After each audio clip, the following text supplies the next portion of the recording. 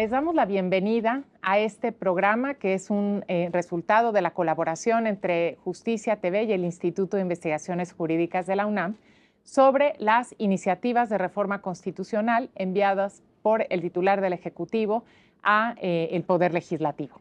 En esta ocasión vamos a tratar la reforma sobre simplificación orgánica que supone la eliminación de algunos organismos constitucionales autónomos y de otros órganos pues encargados de diversas labores que se encuentran contemplados en la Constitución. Y para esto nos acompañan dos investigadores del Instituto de Investigaciones Jurídicas, el doctor Camilo Saavedra, muy bienvenido Camilo. Muchas gracias. Y la doctora Francisca Pou, bienvenida querida Gracias. Chisca. Pues bueno, vamos a comenzar el día de hoy. Entonces, si les parece bien, pues Camilo, Chisca, como ustedes quieran empezar, un poco explicando qué son los organismos constitucionales autónomos, por qué están contemplados en la Constitución mexicana. ¿Quién nos quiere como dar un panorama general de esto? Si quieren, yo puedo como pues situarlos un poco en el contexto del derecho constitucional contemporáneo. Bueno, a pesar de que en materia de división de poderes hay como toda esta imagen clásica, ¿no?, de Montesquieu y demás, evidentemente han pasado muchísimas cosas desde los dos siglos de constitucionalismo y en casi todos los lugares del mundo ha habido un rediseño de la división de poderes, ¿no? El clásico, perdón, es poder ejecutivo, sí, legislativo, judicial, pero que, claro, que sigue teniendo como una captura muy fuerte en nuestra imaginación, sí. Pero que además en Montesquieu estaba unido a una sociología del poder social, en fin, eso fue una cosa, un trasplante raro, digamos, muy exitoso de abstracción de esa teoría que estaba como pensada más contextualmente.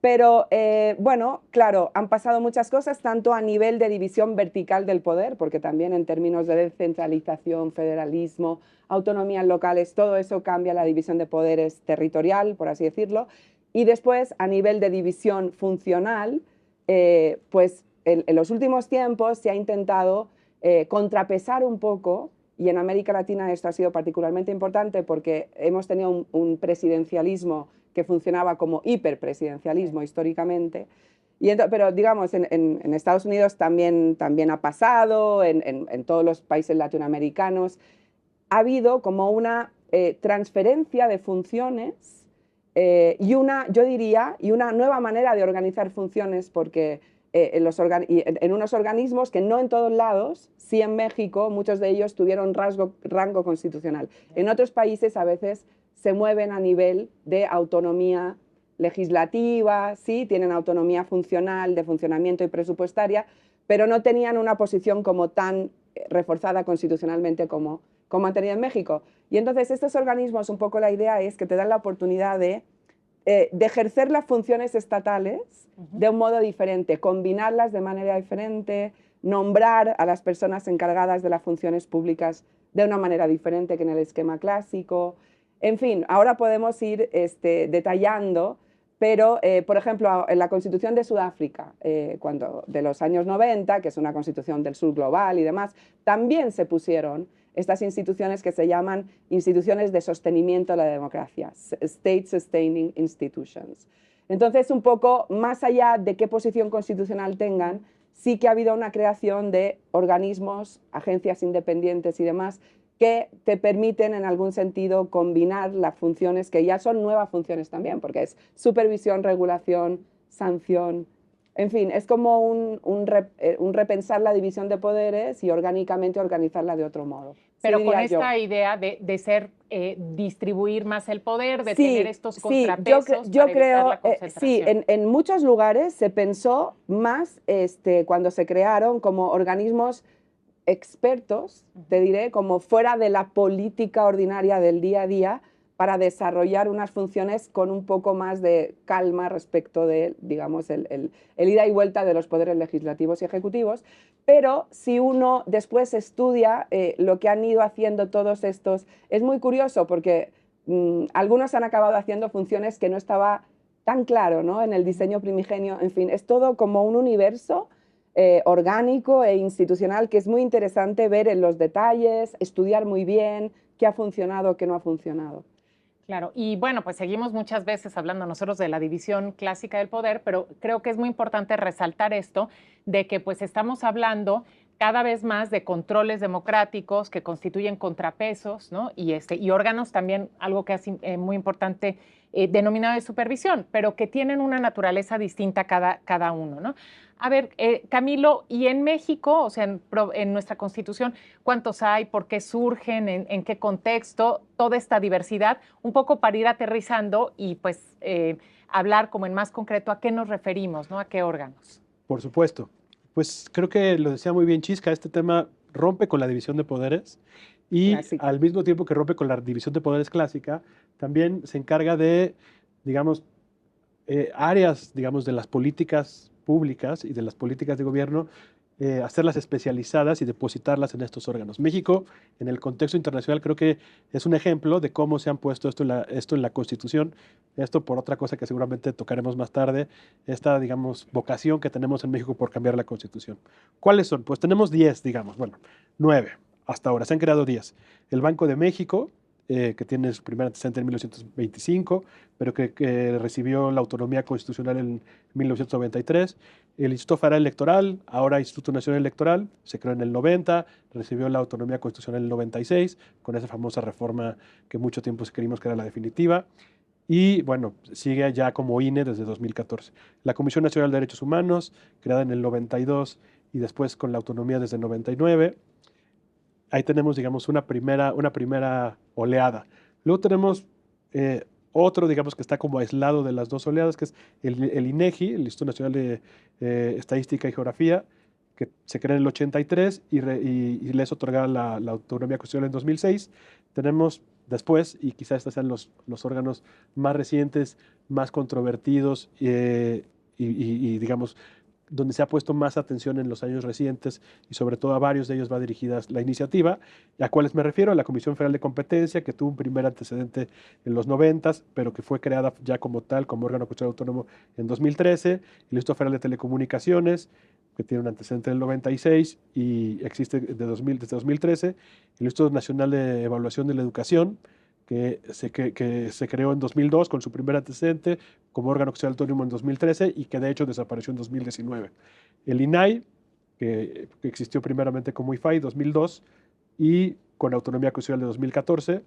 El Coneval, que es un caso especial, porque el Coneval fue creado en 2004, sin embargo, pues está como en un limbo, déjenme decirlo así, porque aunque la Constitución considera que es un órgano constitucional autónomo, propiamente como el resto, pues el régimen transitorio de aquella reforma, de una reforma de 2014, decía que iba a conservar, digamos, el estatus que tenía como órgano adscrito a la Administración Pública Federal, hasta en tanto se aprobaban las leyes que lo regularan. Y esas leyes no han sido emitidas, por lo tanto, el Coneval no es formalmente un órgano constitucional autónomo y finalmente la Fiscalía General de la República, que como sabemos existe hace muchísimos años y que estuvo durante un largo tiempo, 4 años en el mismo limbo, ¿no? Hasta que se nombró a su titular, etcétera. Entonces tenemos 9 órganos constitucionales autónomos hoy en día funcionando y a estos se suman otros órganos que se ocupan, digamos, de funciones particulares de política pública. Voy a mencionar 3 que tienen que ver con la iniciativa.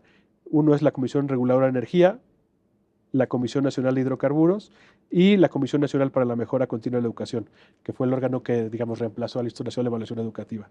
Si se fijan, tenemos esta última generación de órganos constitucionales autónomos y de órganos reguladores que fueron creados en el marco del Pacto por México, ese gran pacto que firmaron las entonces fuerzas políticas más importantes para cambiar muchísimas cuestiones de la Constitución, entre ellas el tema de las telecomunicaciones, la energía, las elecciones, etcétera, y parte del foco de atención de la iniciativa que estamos discutiendo hoy, pues son precisamente estos órganos constitucionales autónomos. Y entonces vemos, bueno, que han surgido en distintos momentos de la historia de México con distintas funciones, pero podríamos señalar algún rasgo que tengan en común. No sé, hablaba Chisca del nombramiento de las personas, ¿no? No sé, los periodos en que están, que no coinciden necesariamente con los sexenios, en fin, no sé qué podemos decir, porque vemos que tenemos una gran variedad, con algunos estamos mucho más familiarizados los ciudadanos, el Banco de México, desde luego, ¿no? El INE, por supuesto, las comisiones de derechos humanos también, pero los demás, bueno, el INAI también, pues por razones que ha estado en los medios de comunicación en los últimos tiempos, pero ¿cuáles podríamos decir que son más o menos como los rasgos comunes que comparten y las funciones, si es que los hay? No tienen tantos rasgos comunes si tú vas al detalle, ¿no? Porque efectivamente han surgido en momentos diferentes y demás, pero su razón de ser es no estar subordinados a los mecanismos de la política partidaria del día a día, ¿sí? Y eso se consigue con, a ver, el mecanismo de nombramiento no es que esté desconectado de la política, porque casi todos están integrados por el Senado, por propuestas del presidente de otros órganos, votaciones de 2/3, pero sí que es verdad, yo creo que esto es importante, por ejemplo, el asunto de que no coincidan los nombramientos con las elecciones. En fin, a mí me parece interesante que estos organismos, pensemos en el INE o pensemos en el IFT, a veces la composición es más variada de lo que uno tendría si fuera la administración pública centralizada, subordinada al Ejecutivo, ¿no? En el IFT pues, puedes tener una mezcla de matemáticos, de ingenieros, de abogados, de economistas, ¿no? En el INE también había un poco de mezcla, había gente más teórica, había gente... Entonces, esto me parece interesante, la diversificación y la desconcentración de funciones. Esto me parece saludable en general para la democracia, ¿no? Porque aparte, lo que te decía, hay algunos de estos, pensemos por ejemplo en la Comisión Nacional de Derechos Humanos, que la conocemos muy bien. Una de las funciones para mí que ha sido más relevante de la comisión, o sea, no tanto al principio, desde luego no ahora, pero si uno, digamos, obviamente pues nosotros hemos hecho estudios y hemos mirado esto, es cómo adquirió, por ejemplo, una importancia capital en la interposición de acciones abstractas, ¿no? Claro. En un sistema de control abstracto de constitucionalidad donde los legitimados no siempre estaban interesados en poner acciones en materia de derechos, ¿no? Entonces hay una... Sí, es interesante ver cómo han funcionado sin prejuicios, sin pensar esto es una cosa de la agenda económica, no, porque son muy variados. En el diseño también son variados y han acabado haciendo cosas muy diferentes. Pero lo que los une, yo diría, es que sí que es verdad que contribuyen a una distribución diferente del poder político. Y eso yo creo que es interesante, sobre todo pues, en países que hemos sufrido de hiperpresidencialismo, de insuficiente contrapeso de liberación. No sé, yo eso es lo que diría que los unifica. No, bueno, sí, me parece que una alta especialidad técnica, ¿no? Es claro. decir, son organismos muy especializados que las personas que los dirigen, que además me parece que prácticamente todos son colegiados, ¿no? Si entiendo bien, salvo la CNDH, bueno, ahora me corrigen, pero tienen pues una expertise, entonces es gente de muy diversas disciplinas, ¿no? Como tú bien dices, pero que es experta en ese tema en específico.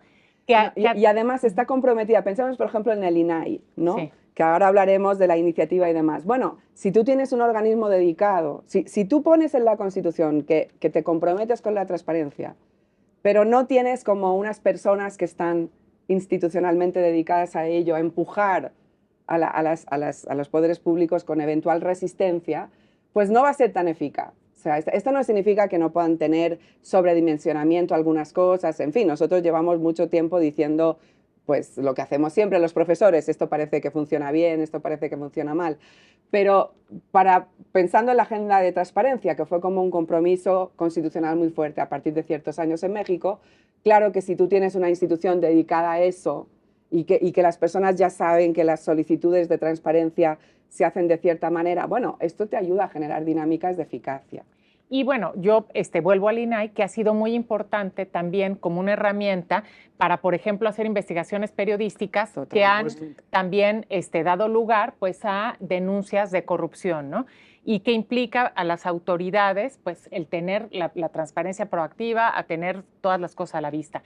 Pero me llama mucho la atención, ¿no? Esto que comentabas, Camilo, de que no son nuevos. Es decir, que el Banco de México, por ejemplo, claro, la manera de concebir la autonomía quizás es nueva y viene precisamente de una evolución y una reflexión sobre las funciones que tiene que cumplir y la mejor forma de cumplirlas, porque desde luego, y algo que decías tú no muy bien, la concentración del poder pues siempre es, digamos, una inclinación de quien ejerce el poder, y decimos de todos los signos políticos, y el tener como estos contrapesos y alguien, un órgano vigilante externo, pues ayuda mucho también a estos contrapesos democráticos.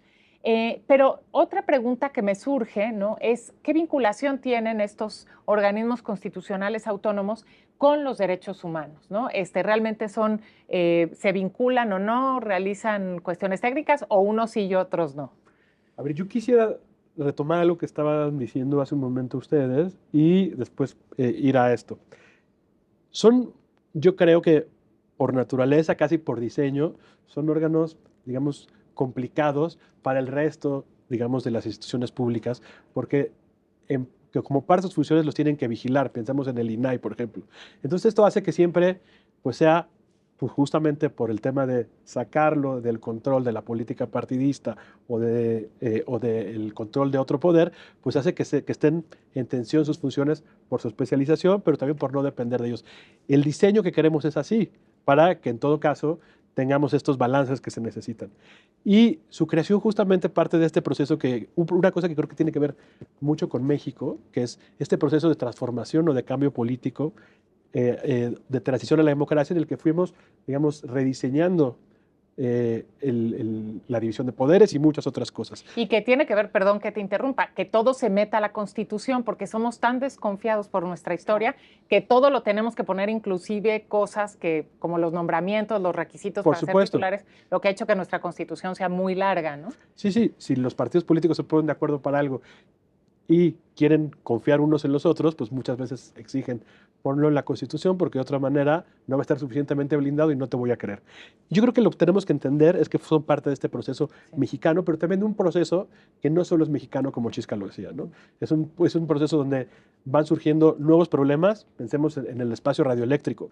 Eso no era un problema hace 100 años o 107 años que se promulgó la Constitución mexicana, y después se convirtió en un área fundamental, digamos, para los estados, el mexicano entre otros. Entonces, tenemos estos dos procesos que a la par le dan, digamos, sentido a que ocurra este proceso. Y te voy a decir también otra cosa, la protección de datos, porque ahora que es una función también que tiene el INAI, no era lo mismo pues estar en un expediente perdido en no sé dónde, cuando pues no había los medios digitales, que ahora los datos pueden circular por todos lados, incluidos los datos biométricos, lo que requieren pues de una protección también muy Claro, pero en esta creación han hecho que tengan muchas cosas. Una cualidad es que tampoco a su interior, digamos, hay tanta concentración del poder, ¿no? Son órganos colegiados que lo que tratan es de ser especializados, pero al mismo tiempo de ser colegiados y de tomar decisiones colectivas, de modo que tampoco estén concentradas las decisiones. Pero así en sí mismos, y aquí voy al tema de los derechos humanos, hacen muchas funciones, ¿no? Tenemos órganos, digamos, que hacen cosas desde emitir regulación. Pensemos en el Instituto Nacional Electoral y les pongo como ejemplo ese reglamento de elecciones, que es prácticamente un código electoral gigantesco que emitió el INE, digamos, después de la reforma de 2014, para darle, digamos, cierta certeza de lo que ocurría a nivel federal y local. Pero el mismo INE también se encarga de ejecutar cosas directamente. Casi todas las personas mayores de edad en México tenemos nuestra identificación, y eso es ejecutar directamente una cosa que puede estar vinculada con derechos humanos, ¿no? El derecho a tener, digamos, una identificación, etcétera, etcétera, y que se vincula a otras cosas. Pero el INE también se encarga, por ejemplo, de poner directamente las casillas, ejecutar cosas de política pública directamente y no solo de regularlas. Esto no ocurre con todos los órganos, ¿no? Digamos, el INE además tiene funciones cuasi jurisdiccionales en materia de fiscalización, en fin. Entonces, no es que se encarguen de una sola cosa, sino que hay algunos, como el INE, que tiene, digamos, por lo amplio y lo difícil y lo compleja que es la materia electoral en general y en México más, pues tiene todas estas funciones. Ahora, hay unos que creo que tienen una función muy relacionada con el tema de los derechos humanos. Es una obviedad decir que la Comisión Nacional de Derechos Humanos, pero el INAI, por ejemplo, ¿no? Que es el artículo garante de lo que dice el artículo 6º, ¿no? Eso está, digamos, su sentido de existencia tiene que ver con la materialización de derechos que están consignados en la Constitución y los tratados internacionales. No se diga el INE. El INEGI, por ejemplo, el INEGI puede ser que en principio pensemos, oye, pero tiene que ver con esto? Pues no tiene que ver con derechos humanos en la manera en que genera insumos para la creación de políticas públicas, nos da nos hace, digamos, que sea accesible el conocimiento de lo que hace el Estado mexicano y no solo el Estado mexicano. Entonces, sí, claramente tienen un contacto muy directo, en mayor o menor medida, con la garantía de los derechos humanos, y esto hace que sea fundamental, digamos, tomar en cuenta con seriedad lo que hacen, y si se requiere una reforma, pues analizarla en función, decía Chisca, de las virtudes, de lo que sabemos o no sabemos, pero no necesariamente es la mejor idea sacar una herramienta distinta al bisturí, por decirlo de alguna manera. Yo estoy completamente de acuerdo y la pregunta como que es linda porque la verdad es que están muy relacionadas con la garantía de derechos, casi muchísimo de lo que hacen, ¿no? O sea, el derecho a la información pública, el derecho a la información, que además tenemos un derecho tanto a dar información como a recibirla, es un derecho bidireccional muy potente en México. El INAI está dedicado a eso, en algún sentido. Bueno, todo lo que ha dicho, pero incluso los organismos autónomos de competencia económica. A ver, regular el poder económico privado es esencial para los derechos humanos también. Entonces, incluso los que parece que tienen una función más técnica son importantes. Ahora, de nuevo, hay que ver que también cumplen esa función o no. Pero yo es que pienso en lo que has dicho del INEGI es fundamental. Si no tenemos la certeza de que tenemos datos fiables y no partisanos, y no politizados, y no manipulados acerca de cosas, no podemos hacer buena política pública y los derechos se ejecutan mediante políticas públicas. También se puede judicializar una dimensión determinada, pero en el día a día los derechos se deberían respetar, proteger y garantizar a través de políticas públicas asentadas en datos, ¿no? Entonces, lo que ha hecho el reglamento de elecciones del INE y toda la normatividad del INE ha sido importantísima para la agenda de paridad, por ejemplo. Claro, porque que era complicadísimo, ¿no? Sí, claro. Y para, digamos, un poco de la acción necesaria para que hubiera representación de minorías, en fin. Son tareas que tú las ves y parecen súper técnicas, pero ese es el derecho a la igualdad política en algún sentido. Sí, sí. O sea, que yo creo que está muy relacionado. Exacto. Más allá de la Comisión Nacional, que tienen, bueno, que son organismos de defensa no jurisdiccional y que tienen al derecho humano allí en el título. Pero yo creo que todos están muy directamente relacionados. Sí, y también algo que mencionaba, Chisca, de que a través de las acciones de inconstitucionalidad que tienen competencia para interponer, en ese ámbito específico de los derechos humanos que protegen, ¿no? Pueden cuestionar incluso, ¿no? Entonces, pues tenemos que, aún una reforma aprobada por el legislativo, si es considerada inconstitucional o contraria a los derechos, específicamente por la Comisión, por el INE, puede interponer una acción de inconstitucionalidad ante el Poder Judicial. Entonces tenemos, como tú bien dices, ¿no? O sea, y como bien se ha manifestado aquí, una distribución de poderes mucho más amplia, que hace pues que haya contrapesos y equilibrios y que haya muchas miradas, ¿no? Sobre pues todo lo que se hace, ¿no? Porque además hay que decir que también estos organismos, pues el INAI, la CNDH, en fin, pues se encargan de todos los poderes, no es exclusivo, ¿no? De uno, ¿no? La transparencia también corresponde al legislativo, ¿no? Y al judicial, y al igual que al ejecutivo. Entonces, creo que sí es importante y pues precisamente de ahí la dificultad para entender, ¿no? Los alcances de una reforma, pues que contempla una situación pues tan variada, ¿no? Tan mixta, de tantas funciones y que, como bien decía Camilo, ha sido resultado de un proceso democrático en el que pues a través de los órganos legislativos, ¿no? del Ejecutivo, en fin, hemos decidido que así queremos nuestro diseño constitucional al ir avanzando pues hacia una mayor apertura y mayor democracia. Así es que creo que ha quedado muy claro la importancia de estos órganos. Vamos a ir a un corte y después entramos ya a la siguiente parte del programa con la reforma.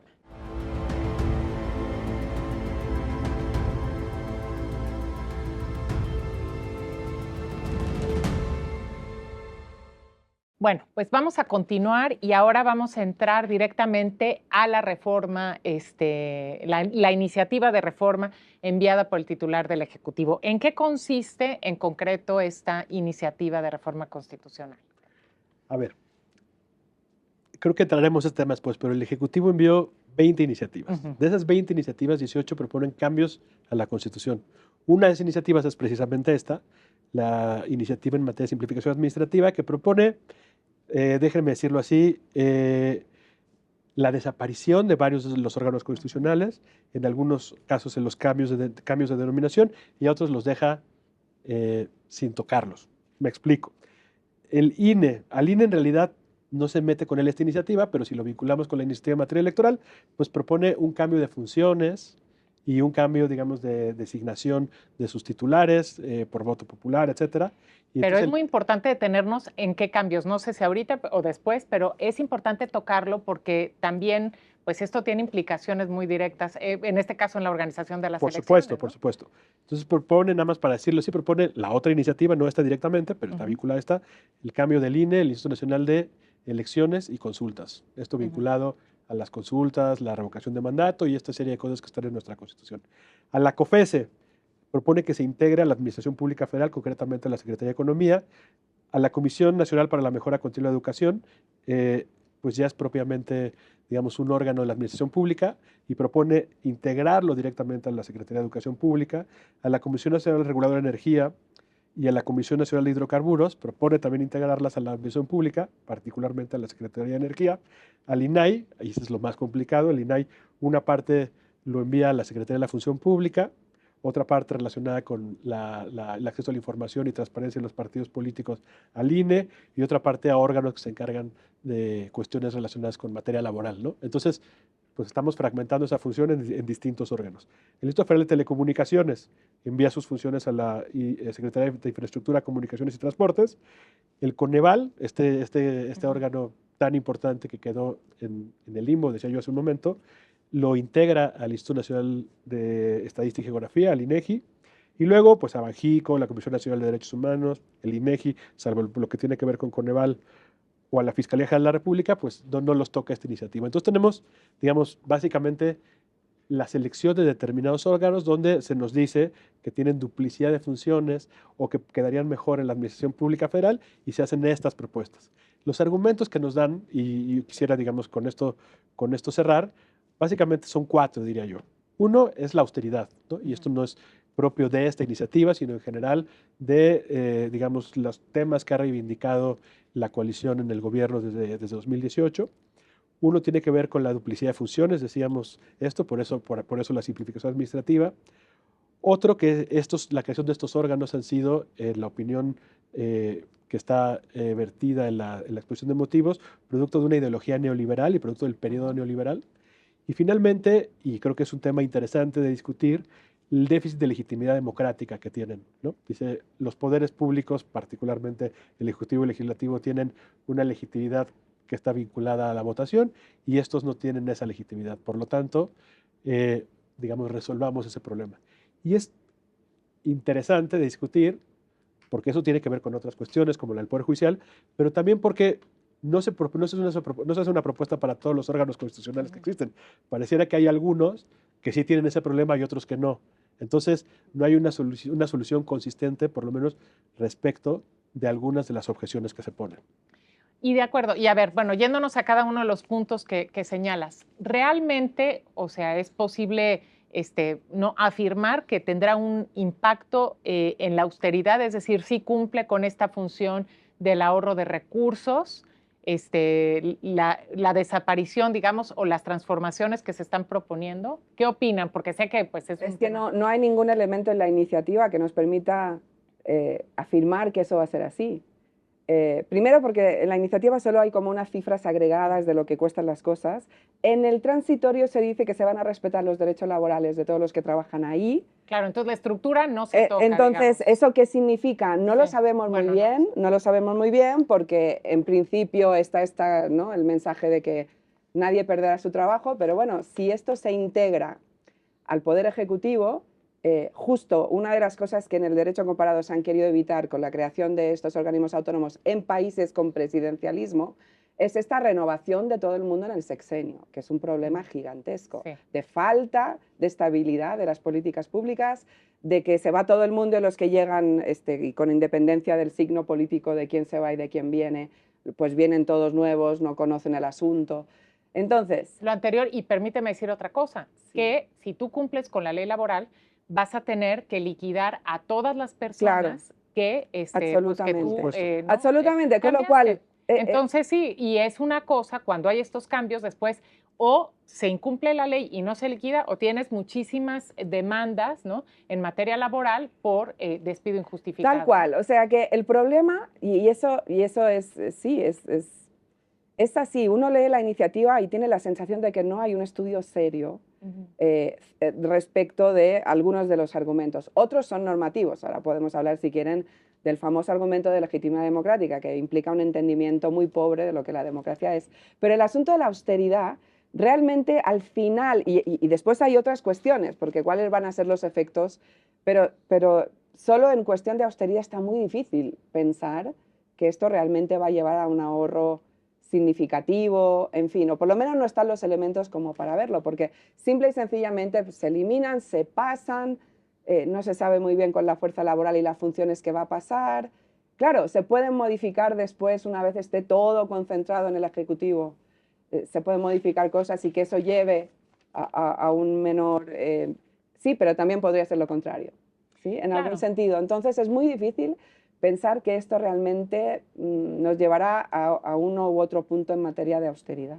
Y a veces también no calculamos lo que cuesta no garantizar los derechos humanos. También un poco en el sentido, ¿no?, de hay muchos estudios sobre cuánto cuesta, por ejemplo, la corrupción, cuánto cuesta muchas cosas, ¿no?, que al final de cuentas pues terminan siendo mucho más... Por eso creo que es importante, sin dogmatismos, hacer un estudio que no se ha hecho serio, porque justo lo curioso del asunto es que una OCA que sí había sido criticada porque estaba un poco sobredimensionada, parecía que era la Comisión Nacional de Derechos Humanos, no la toca al final.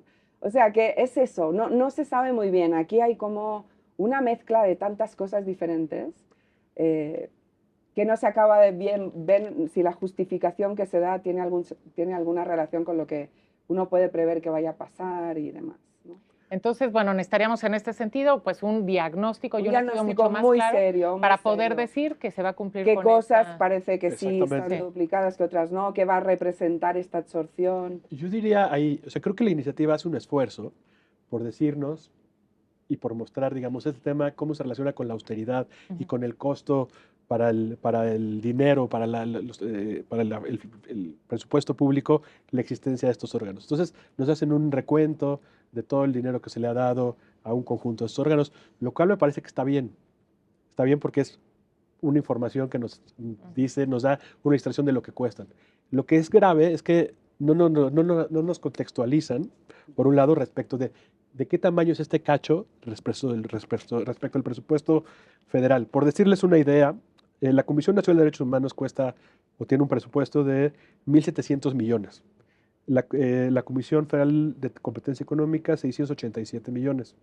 Y en fin, no quiero decir todos los presupuestos, pero eso es un cachititito del presupuesto de egresos de la Federación, que son 9 billones, digamos 9 millones de millones, lo cual, digamos, nos da una idea del cachito del presupuesto que es esto. Y si pensamos, vamos a pensar, por ejemplo, en la Comisión Federal de Competencia, que es chiquita en presupuesto, 687 millones.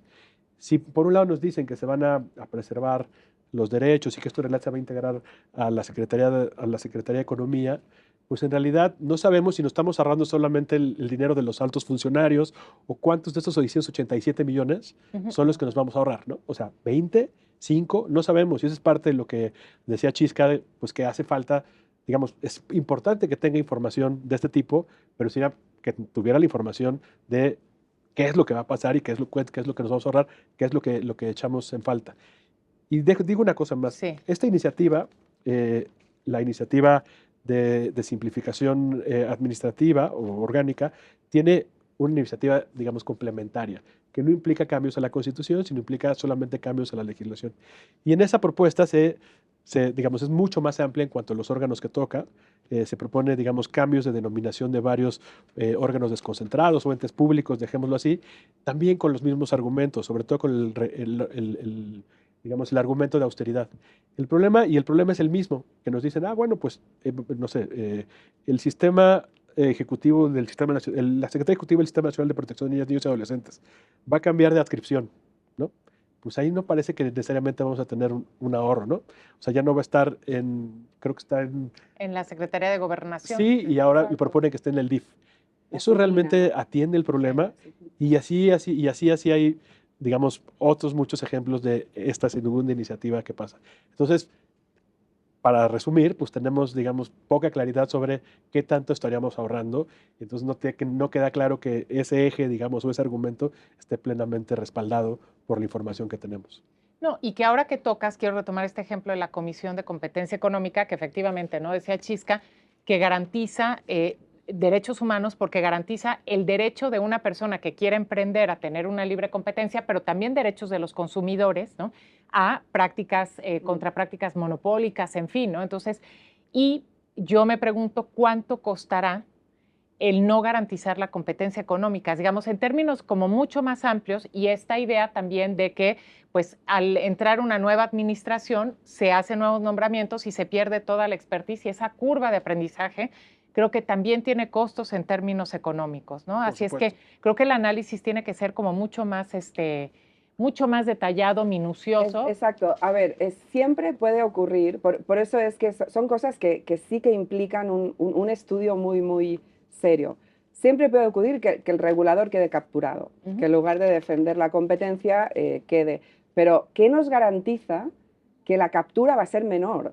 Ahora, sí, con esta propuesta de regresar todo esto a las secretarías, cuando tenemos 1000 temas en mente, donde sabemos que el lobby de los poderes privados, económicos, sociales y políticos al Congreso de la Unión y al Ejecutivo ha hecho que ciertos temas no se hayan regulado en años.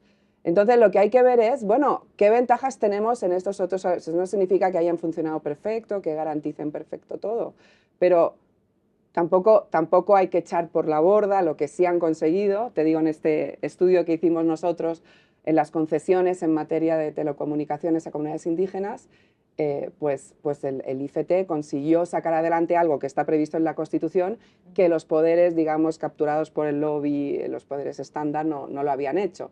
Entonces, ¿qué tan bien han cumplido sus funciones y qué habría que ajustar eventualmente? Pero, segundo, ¿qué nos garantiza que esos problemas no van a ser mayores en el esquema que se propone, que es regresar todo al Poder Ejecutivo, donde va a haber menos controles? Porque ahora, por ejemplo, los órganos de competencia económica tienen tribunales colegiados especializados que controlan, ¿sí?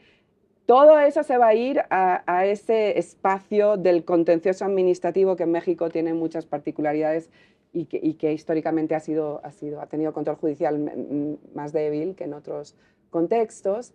Y entonces, bueno, es eso, ¿no? Aparte, es difícil también dejar de poner en contexto esta iniciativa con lo demás. La administración pública está muy debilitada. O sea, porque muchas secretarías y muchas partes de la administración se han desfinanciado. Entonces, ¿qué nos garantiza que esas funciones de regulación, supervisión, de lo que sea, sí se van a cumplir bien? ¿Y qué nos garantiza que simplemente se van a quedar sin hacer? Quizá no sabemos si todo estaba perfecto en el esquema actual, hay que verlos. Que seguramente no. Pero ¿qué nos garantiza que con esta absorción, es que también hay algo ahí como muy raro, porque la solución implica pues volver a lo de siempre, ¿no? Volver a esta hiperconcentración de poder en el Poder Ejecutivo, de la que pues pocas cosas buenas han salido y que parece que está a contrapelo de esta agenda contemporánea que es repensar la manera en que ejercemos el poder, ¿no? Y bueno, y si me permites ahí voy a vincular esto con algo que tú también ya habías comentado y que es otro de los argumentos, el déficit de legitimidad democrática de estos órganos. ¿Qué podemos decir? Porque ha sido muy, pues un argumento que además, pues en principio parece convincente, pero creo que hay que detenernos y mirarlo a través del microscopio para ver si esto es necesariamente cierto. Bueno, déjame decir 2 palabras como constitucionalista. Esto implica un entendimiento simplísimo de la democracia que en realidad no respaldamos desde hace décadas. Porque la democracia no es regla de las mayorías, sin límites. La democracia implica un marco en el que uno, primero, la democracia no se autosostiene si no hay unos límites a las propias mayorías que pueden decidir destruir la democracia. Claro. Solo pensando en el mecanismo de renovación de quién está en el poder, tú necesitas organismos que garanticen que sigue habiendo elecciones, que no se las lleva el que tiene más dinero. Necesitas derechos e instituciones que te garanticen que las minorías de hoy pueden ser las mayorías políticas de mañana. Y algunos de los órganos que estamos platicando hoy son centralmente eso, ¿sí? Entonces, que incluso si pensamos en la política mayoritaria, tú necesitas elementos que desde fuera garanticen que la política mayoritaria va a seguir existiendo, ¿no? Y que será mínimamente equitativa, lo cual es bien difícil, porque las propias mayorías, los propios partidos políticos, siempre uno tiende. Pero además, nosotros creemos que la democracia tiene que ser una democracia constitucional basada en el respeto a ciertas cosas que las mayorías no pueden derogar. O sea, a las mayorías les puede parecer buena idea torturar a las personas y nosotros decimos no, eso no está sometido a votación. A las minorías, a las mayorías les puede parecer bien no juzgar a las personas sin ninguna garantía, condenar a los inocentes y eso es algo como muy profundo y si tú no tienes un... Con lo cual yo el argumento sí que es... Bueno, hemos aprendido algo de ver qué pasó en el mundo cuando teníamos mayorías de muy diferente signo político. Pensemos después de la segunda, pensemos en el nazismo, pensemos en el estalinismo, lo que queramos pero poner, ¿no? Entonces, ejemplifica eso. ¿Qué pasó con las mayorías en el nazismo? Es que hemos visto democracias mayoritarias radicales desenfrenadas que simple y sencillamente no garantizan los derechos de individuos, grupos, hay que poner a los grupos, y hay que poner a las minorías políticas y la legitimidad de que sean la hegemonía política del mañana. Entonces, esto es lo que tenemos que pensar también. O sea, más allá de quién está en el gobierno ahora o quién estaba antes, va a haber alguien que va a estar en el gobierno en el futuro y cuáles son las reglas que queremos para que una democracia constitucional que funcione correctamente. Es eso. Estamos hablando de la Constitución, no es cualquier tipo de... Entonces el asunto de que esto no tiene legitimidad democrática, no. A ver, es que la democracia es más que lo que quiere una mayoría en un momento determinado, de cualquier signo político que sea. Es el pueblo no puede actuar sino a través de unas instituciones que tienen que estar ahí, que de nuevo podemos pensar cuáles nos parecen bien o mal, y una decisión mayoritaria sin derechos de las personas, de los grupos, comunidades y de las minorías, no es un ideal político que tengamos muchos motivos para defender, porque ya hemos visto lo que ocurre, ¿no? Entonces me desespera un poco eso, que se olvide eso cuando se habla de la falta de legitimidad democrática, ¿no? Necesitamos muchas cosas para que lo público funcione bien, que no pasen porque todo sea escogido en una elección cualquiera con...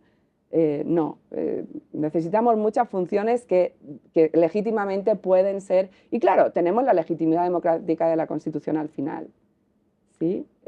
Claro. Muy bien. Camilo, ¿tú qué tienes que decir sobre esto también? No, tengo que decir muy pocas cosas. O sea, en realidad suscribo lo que dijo Chisca, pero solo diré una cosa más que es con la que yo, digamos, tiendo a provocar a mis alumnas y alumnos de licenciatura y les digo, digamos, que algunos están muy del lado de la democracia y les apela mucho la idea de invocar al pueblo, etcétera. Les digo, bueno, ¿qué opinarían que una mayoría, en un momento dado de la historia, quitara la igualdad entre el hombre y la mujer en el artículo 4 de la Constitución? ¿Les parecería, digamos, apropiado? ¿O hay una serie de cosas que consideramos que no se pueden tocar? Y cuando, digamos, haces ejemplos extremos y poco probables... De esclavitud, prohibición de esto, por ejemplo, o le quitas, digamos, el tema del artículo 39 de la soberanía popular, etcétera. ¿Le podemos quitar eso o no?